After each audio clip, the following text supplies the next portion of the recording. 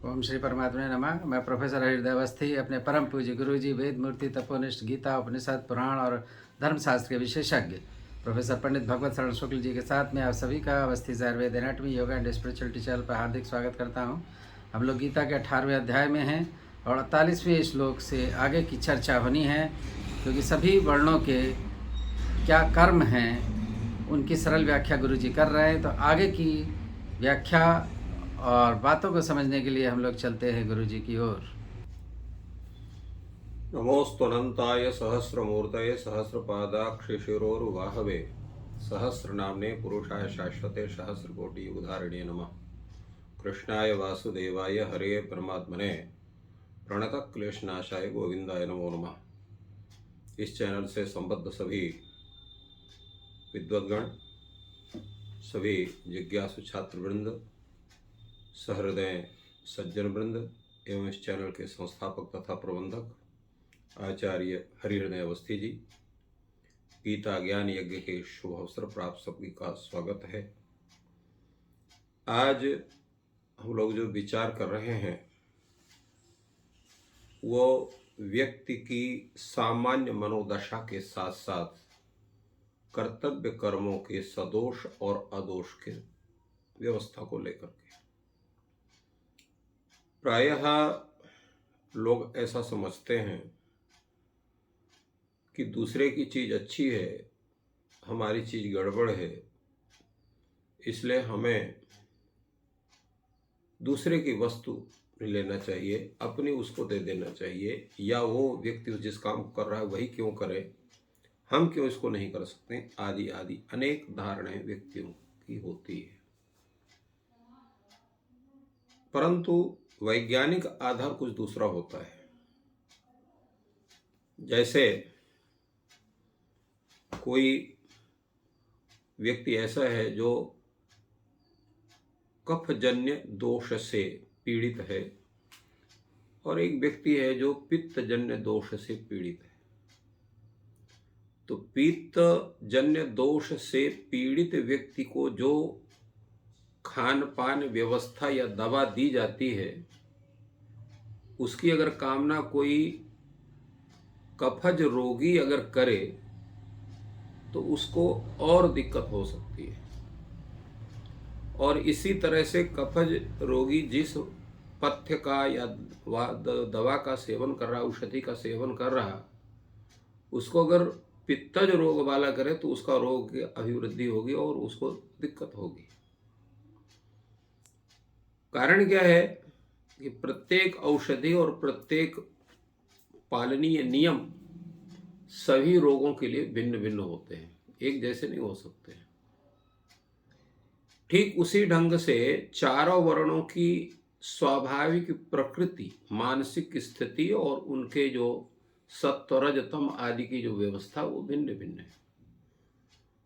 तो जो व्यवस्था एक ब्राह्मण के लिए होगी वही व्यवस्था शूद्र के लिए या वैश्य के लिए या क्षत्रिय के लिए नहीं हो सकती है। और जो व्यवस्था उसी तरह से क्षत्रिय के लिए हो, ब्राह्मण के लिए, वैश्य के लिए, शूद्र के लिए नहीं हो सकती है। ठीक उसी ढंग से जो व्यवस्था वैश्य के लिए है वो ब्राह्मण, क्षत्रिय और शूद्र के लिए नहीं हो सकती है। और जो व्यवस्था शूद्र के लिए है वह व्यवस्था ब्राह्मण, क्षत्रिय, वैश्य के लिए नहीं हो सकती है। क्यों? सबका त्रिगुणात्मक स्वरूप भिन्न भिन्न है। जैसे उदाहरण के लिए हमने वातज और पित्तज रोग के आधार पर एक उदाहरण प्रस्तुत किया। अब इसमें सब में कुछ ना कुछ कमी है और सब में कुछ ना कुछ अच्छाई है। ये नहीं कह सकते हैं कि फला कर्म ब्राह्मण का उसमें सबसे अच्छाई है और जो शूद्र का सबसे छोटा कर्म है उसमें कम अच्छाई है। ऐसा नहीं है, सभी में अच्छाई और सभी में दोष है।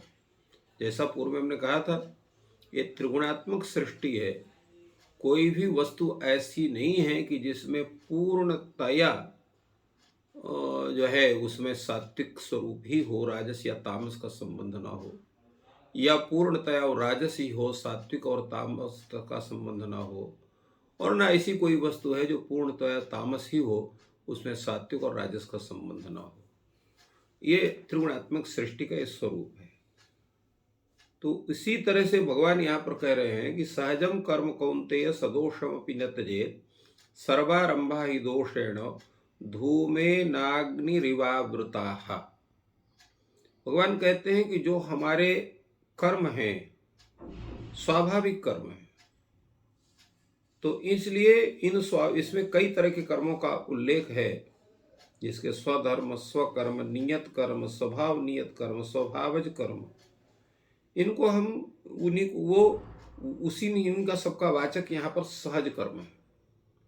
सहज कर्म का तात्पर्य ही होता है कि अपने वर्ण धर्म से संबद्ध जो कर्म है, अपने जो है आश्रम धर्म से संबद्ध जो कर्म है, जो हमारे नियत कर्म है, और शम दमादि जो हमारे स्वभाव नियत कर्म है, स्वभावज कर्म है, इनका सब का वाचक ये सहज कर्म है। तो सहज कर्म जो है वो भले ही दोष से युक्त हो, भले ही उसमें गड़बड़ी हो, दूसरों को लगता हो कि इसमें दोष है, फिर भी वो हमारे लिए सर्वश्रेष्ठ है। उसका त्याग हमारे द्वारा उचित नहीं है।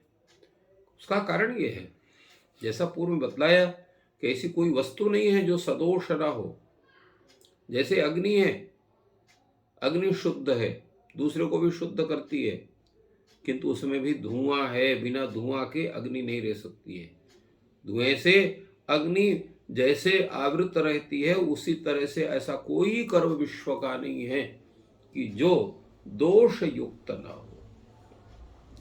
तो जब संपूर्ण चीज दोष युक्त है, संपूर्ण कर्म दोष युक्त हैं, तो जब दोष युक्त ही दूसरे का कर्म अपनाना है, तो दोष युक्त अपने ही कर्म को क्यों न किया जाए, क्योंकि उससे हमें लाभ है। दूसरे कर्म से हमें लाभ नहीं है, वो चाहे जितना ही अच्छा क्यों ना हो, वो इसका मुख्य तात्पर्य है। इसलिए भगवान कहते हैं कि जो है सहजम कर सर्वरंभा ही दोषेण, जैसे यहाँ पर जो है जितना अग्नि है वो धुएं से युक्त होती है, उसी प्रकार जितने भी कर्म हैं, जितने भी हैं, वो सभी किसी न किसी दोष से युक्त है। तो दोष से युक्त होने के कारण जब सभी दोष से युक्त हैं, तो सदोष अपना ही कर्म क्यों न किया जाए, क्योंकि अपने कर्म करने से हमें लाभ होगा। क्यों लाभ होगा? क्योंकि वह कर्म हमारे प्रकृति के अनुसार है।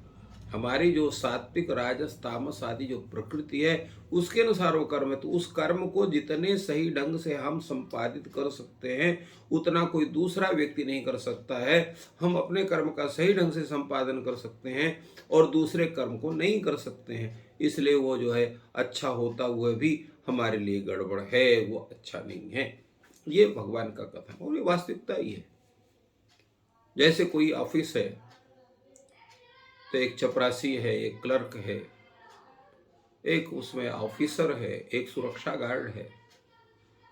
अब इसमें सब कोई हल्ला करने लगेंगे, तुम ऑफिसर हो सकते हो तो हम क्यों नहीं हो सकते हैं, या तुम क्लर्क हो तो हम क्यों क्लर्क नहीं हो सकते हैं, तुम सुरक्षा गार्ड हो तो हम क्यों सुरक्षा गार्ड नहीं हो सकते हैं, या तुम चपरासी हो तो हम चपरासी क्यों नहीं हो सकते हैं। तो ये तात्पर्य ये नहीं है। तात्पर्य यह है कि जिसको जो कार्य मिला है उसको ही ईमानदारी से करना ही मुख्य बात है। हम दूसरे को देख करके संतप्त हों, ये उचित नहीं है। अभी तो अपने कर्म को हम सही ढंग से निर्वाह करें और कर्म भाव से करें, फलेच्छा से रहित हो करके करें, और उस कर्म को कर्म योग मान करके करें, ये मुख्य बात है। आगे भगवान कहते हैं, असक्त बुद्धि सर्वत्र जितात्मा विगत स्पृहा नैष्कर्म सिद्धिम परमम संन्यासेनादि गच्छति। वस्तुतः कर्म करने का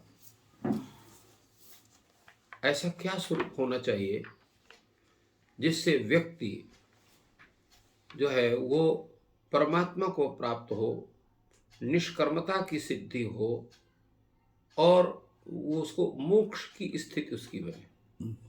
तो भगवान कहते हैं पहला उसमें है असक्त बुद्धि सर्वत्र। सर्वत्र सभी कर्म के विषय में आसक्ति रहित बुद्धि होना चाहिए, कहीं भी आपकी आसक्ति नहीं होना चाहिए। इसके बाद फिर आपको जितात्मा होना चाहिए। आप जो है अपनी संपूर्ण इंद्रियों पर आपने विजय प्राप्त की है, अर्थात तो आपके सभी इंद्रिय हैं, सभी जितने हैं, वो सब आपको पूर्ण रूप से आप उनको अपने बस में किया है। तीसरा है विगत स्पृहा, किसी भी प्रकार की इच्छा आपको नहीं है, पूर्ण रूप से आप जो है स्पृहा रहित हैं, इच्छा रहित हैं। तो जब ये इतनी चीज आपकी हो जाएगी तो आपको क्या होगा, नैष्कर्म्य सिद्धिम परमाम नैष्कर्म सिद्धिम अधिगच्छति। तो अब वो परम नैष्कर्म परम निष्कर्म नैष्कर्म सिद्धि का मतलब क्या है, निष्काम कर्म की सिद्धि वो प्राप्त होती है। किसके द्वारा, संन्यास के द्वारा। ये संन्यास क्या है, तो संन्यास है यहाँ पर जो है ये इसका जो स्वरूप है असक्त बुद्धि होना, सर्वत्र तथा अपने अंतःकरण में विजय होना, विगतस प्रिय होना। तो जब ये स्थिति होगी तब आपका जो स्वरूप है वो संन्यास का स्वरूप होगा, ज्ञान योग का स्वरूप होगा। तो उस ज्ञान योग के द्वारा, सांख्य योग के द्वारा व्यक्ति नैष्कर्म की सिद्धि प्राप्त करता है, और नैष्कर्म की सिद्धि प्राप्त करने पर वो मोक्ष का पूर्ण अधिकारी बन जाता है। अर्थात तब वो नैष्कर्म की सिद्धि होने पर भी वो ज्ञान योग की पूरी सिद्धि होती है, और ज्ञान योग की सिद्धि होने पर परमात्मा की प्राप्ति की स्थिति बनती है। तो इस तरह से भगवान यहाँ पर इस बात को बता रहे हैं। और साथ आगे कहते हैं, सिद्धिम प्राप्त यथा ब्रह्म तथाप्नोति निबोध में समासे नैव समासे नैव कौन्तेय निष्ठा ज्ञान से या पर। तो यथा सिद्धिम प्राप्त ब्रह्म तथा ब्रह्म अपाप्नोति में निबोध। भगवान कहते हैं कि सिद्धि को प्राप्त करने के बाद जब ज्ञान योग की पर जो है सिद्धि हो जाती है, उस व्यक्ति की नैष्कर्म की सिद्धि हो जाती है, तब वो कैसे वह व्यक्ति उस परमात्मा ब्रह्म को प्राप्त करता है उस विषय में आप हमसे समझिए। तो क्या समझना है, क्या समासे नैव कौन्तेय निष्ठा ज्ञान से या पर। आपको हम संक्षेप में बतलाते हैं कि मनुष्य को ब्रह्म को प्राप्त तब होता है जब वो नैष्कर्म की सिद्धि को प्राप्त करता है। समासे नैव निष्ठा ज्ञान से या परा। तो जो ज्ञान योग की परा निष्ठा वो यही है कि नैष्कर्म सिद्धि को प्राप्त होकर के ब्रह्म को प्राप्त कर लेना। तो इस तरह से भगवान ने जो है नैष्कर्म की सिद्धि होना, उसके बाद ब्रह्म की प्राप्ति होने का एक सरल सुंदर मार्ग भगवान ने हम लोगों के लिए प्रशस्त किया। इस प्रकार गुरुजी ने बहुत ही सरल शब्दों में हम लोगों को ज्ञान प्रदान किया, और ईश्वर आपकी सहायता करें। आपका दिन शुभ हो। धन्यवाद।